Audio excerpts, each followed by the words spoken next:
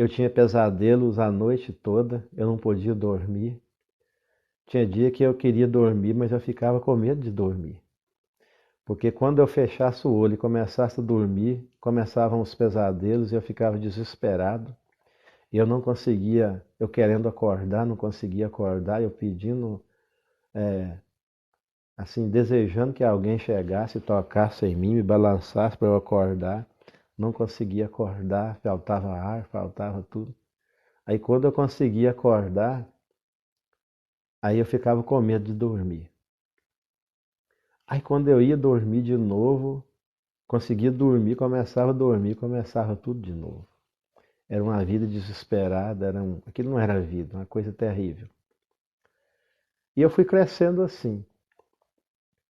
Eu vivi nessa situação durante 29 anos da minha vida. Quando foi em março de 1992, antes um pouco, eu tive uma enfermidade. E aí eu não gostava de crentes, não. As pessoas vinham falar de Jesus para mim, eu não brigava não, mas eu mudava de assuntos, né? Mas aí, nesse período aí que eu vim para Guarapari em 1989, fiquei aprontando e tal, era a vida totalmente torta. E apareceu uma enfermidade em mim. E através dessa enfermidade eu fiquei desesperado. E aí eu comecei a procurar Deus.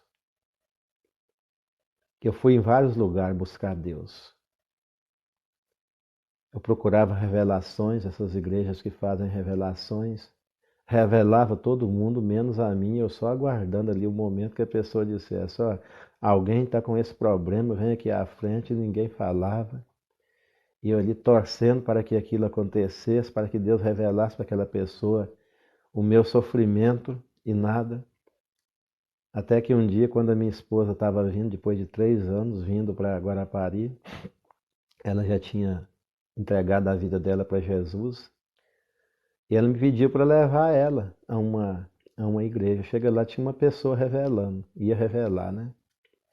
E naquela noite, aquela pessoa ia orando, era uma senhora baixinha, né? E ela ia ali na mensagem, revelando as pessoas, e as pessoas iam na frente, ali ia chamando. E eu morrendo de dor e nada de me revelar. Só que quando foi no final, tá vendo? A irmã Sônia tá aí trabalhando, ó, cuidado, eu já avisei, né? Seja educado, evite assuntos fora do contexto da live. Então, meus irmãos, quando foi no final do culto, aquela pessoa disse que era para os visitantes ir lá, e eu e minha esposa era visitante. Aí fomos. Eu fui o último da fila. Só que quando aquela senhora colocou a mão na minha cabeça e orou, a cura veio imediatamente. E aí eu entendi que Deus existe, que eu não posso vê-lo, mas ele, ele é real, que ele é poderoso, e eu fui curado. Aí eu não fiquei ali naquela denominação, não, que os irmãos não eram muito receptivos, não. Até que eu encontrei o meu lugar e firmei, já tem mais de 30 anos. Mas aí aconteceu o seguinte, várias daquelas coisas daqueles pesadelos ainda continuaram. Eu acredito que uns 8 a 10 anos depois que eu já estava na presença do Senhor, os pesadelos não frequente como era, mas de vez em quando acontecia. Eu era uma pessoa muito atribulada. Até que um dia o pastor da minha igreja foi embora, fora da minha igreja, da minha congregação, que é a Igreja de Jesus, né? Aí o pastor, ficamos sem pastor, e entrou um pastor chamado pastor Doronésio, hoje ele é pastor na primeira igreja batista de Vitória, e ele é psiquiatra. Aí depois de uma noite atribulada, eu acordei, cheguei para minha esposa e disse, olha, hoje eu estou entendendo que eu sou uma pessoa doente, e sempre ela me chamava de doido, né, que eu era terrível, né? Eu falei assim, eu estou achando que eu tenho algum problema psiquiátrico mesmo, porque eu tô com um problema sério, esse problema aí dos pesadelos e tal, e eu acordava que o coração estava batendo tanto, eu estava em tempo de morrer. Eu falei, eu vou procurar o pastor Doronésio agora, porque ele é nosso pastor e é psiquiatra, e eu vou contar para ele todos esses problemas, ver o que que ele diz, se eu tenho algum distúrbio mental, alguma coisa assim. Irmãos, por incrível que pareça, só de eu reconhecer que eu tinha esse problema, nunca mais aconteceu. Eu não precisei perguntar o pastor, não precisei procurar o pastor. Deus me curou no momento em que eu reconheci que eu tinha aquele problema. Então, olha, a gente vai ser curado quando a gente vê que está doente, quando a gente entender que existe algo que não está correto na nossa vida, tipo a falta de ar aí da irmã. Então, quando você entende que isso aí, você está doente, precisa de cura, que você vai procurar a cura, só de você reconhecer o seu problema, a sua dificuldade, que você está enfermo, o pecado é assim. A pessoa só é salva no momento que ele entende que está perdido. E só vai ser curado quem entende que está doente. Não adianta a gente querer barrer para dentro, para embaixo do tapete, esconder das pessoas. A gente esconde de todo mundo, mas não pode esconder do Senhor. Então, quando você entende que o que você está fazendo é errado, que aquilo ali não é uma coisa que agrade a Deus, tem alguma coisa ali te provocando para fazer aquilo ali, você está doente. Às vezes até ali a gente já orou, já pediu, mas não entendeu que a gente realmente tem um problema. E aí quando eu entendi, eu nunca precisei falar com o pastor, mas eu fui curado imediatamente. Aí eu estava na igreja, continuei na igreja. Eu sempre fui evangelista, fui usado pelo meu pastor, ele me deu oportunidade, meus pastores, né, sempre me deu muitas oportunidades. E aí as pessoas começaram a achar que eu tinha um chamado pastoral na minha vida, queria me empurrar para o seminário. Só que eu tenho algumas dificuldades que no futuro a gente pode estar contando aqui. Até que quando foi em 2012 apareceu um projeto missionário chamado Jesus Transforma. Você deve ver aí aquelas camisas amarelas, né? Jesus Transforma. E aí eu já estava, isso aí já foi em 2011. E esse projeto a gente teria que ficar 15 dias, abrir mão da vida da gente durante 15 dias. Foi um nacional, foi um projeto nacional dos batistas. E, e eu teria que ficar 15 dias morando no projeto missionário. A gente não podia ir em casa. Tinha que abrir mão da própria vida para participar desse projeto. E vieram missionários de outros lugares, misturou os missionários de um lugar com o outro. E eu era líder de evangelismo na minha congregação. E naquele. Aí o que que o pastor falou comigo? Os missionários foram, os missionários que estavam à disposição ficaram sob meu comando. E o pastor me passou a seguinte orientação. Eu sempre respeito muito meu pastor, tá? Era outro pastor nessa época. Ele disse para mim, irmão, o irmão é o líder do ministério de evangelismo da igreja, então é o seguinte: daqui do muro da igreja para dentro, a palavra minha é lei. Do muro para fora, o irmão é o comandante das equipes missionárias. Então, dali para fora, é o irmão que vai dar as diretrizes para os missionários. O irmão é o líder deles. Aí eu tracei a seguinte meta. Ele mandou a gente evangelizar 2 ruas. E eu tracei a seguinte meta. Eu disse para os irmãos: olha, irmãos, toda casa que a gente chegar, a gente vai bater palma.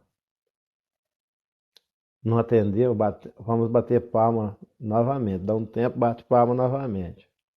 Deu um tempo, ninguém atendeu, bate palma novamente. Deu um tempinho, não atendeu, nós seguimos para a segunda casa, para a próxima casa. Aí saímos para o campo missionário. Ai, irmãos, quanta frustração. A gente batia palma, as portas estavam abertas, mas não aparecia ninguém. A gente não conseguia evangelizar ninguém. Ficamos até na hora do almoço. Quando voltamos, o pastor me perguntou: e aí, irmão, conseguiu evangelizar aquelas 2 ruas? Eu falei: não, pastor, não conseguimos. Está tendo essa e essa dificuldade. O pastor falou: então volta para lá à tarde. nas mesmas duas ruas. E nós voltamos e batia palma, ninguém atendia, as pessoas parece que fugiam da gente. E foi assim 2 dias. Mas quando foi no outro dia, aquele dia nós não conseguimos, falamos com a pastora, falou, volta para lá amanhã de novo. Aí esses 2 dias, nossa, uma missão totalmente fracassada, não dava nada. E eu fiquei muito frustrado como líder da equipe de missionários. E eu no meu coração não falei nada com ninguém. Eu falei, sim, eu esqueci de um detalhe. Faltando 2 dias para começar a missão, o meu dente mais importante da frente quebrou. Ficou agarrado em só na carne. E eu não tinha como, eu não tinha como sorrir. Aí eu não pude ficar na igreja durante os 15 dias. Todo dia eu tinha que vir em casa para minha esposa colar o meu dente com Super Bonder, que ela não estava participando do projeto. Então, nesses 2 dias, fui totalmente frustrado. Aí eu pensava comigo, eu vou sumir, não volto mais. Amanhã eu não venho aqui. Quando foi no terceiro dia de madrugada, é uma madrugada igual essa assim, a gente tinha que ir, eu tinha que ir cedinho, né? Aí eu me coloquei de joelhos em um quarto na minha casa e comecei a orar a Deus e chorar. Joguei toda aquela frustração para fora. E o Senhor começou a trazer à minha memória todas aquelas coisas que aconteceram no passado, que eu não lembrava mais. Agora eu lembro, eu não lembrava mais. Eu não lembrava que eu fui consagrado a São Jorge, a minha mãe sempre falava comigo, ó, seu padrinho de consagração é São Jorge. Eu não lembrava disso mais. Eu não lembrava que o meu cabelo tinha sido colocado dentro daquele caixão há tantos anos atrás, eu não lembrava mais. E eu comecei a confessar isso para o Senhor.